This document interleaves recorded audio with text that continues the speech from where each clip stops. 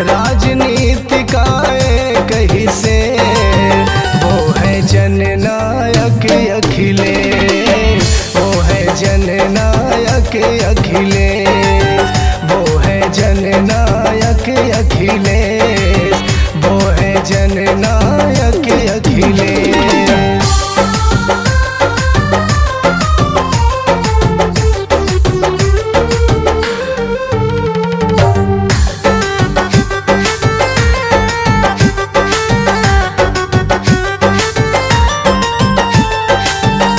बड़ी है परेशानी भारी, हमें मार रही बेरोजगारी।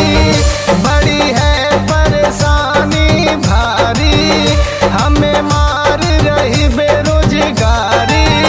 अब ना कोई है सुनने वाला, अब ना कोई है सुनने वाला।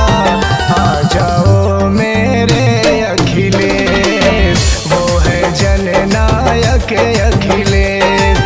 आ जाओ मेरे अखिलेश, वो है जननायक अखिलेश।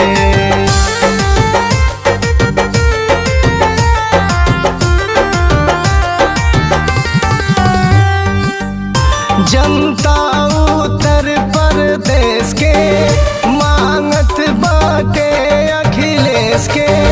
जनता उत्तर प्रदेश के मांगत बाटे अखिलेश के। ऋषि पुकारे आजा कान्हा, ऋषि पुकारे आजा कान्हा। लगता हो गए सारे ढेर, वो है जननायक अखिलेश। राजनीति का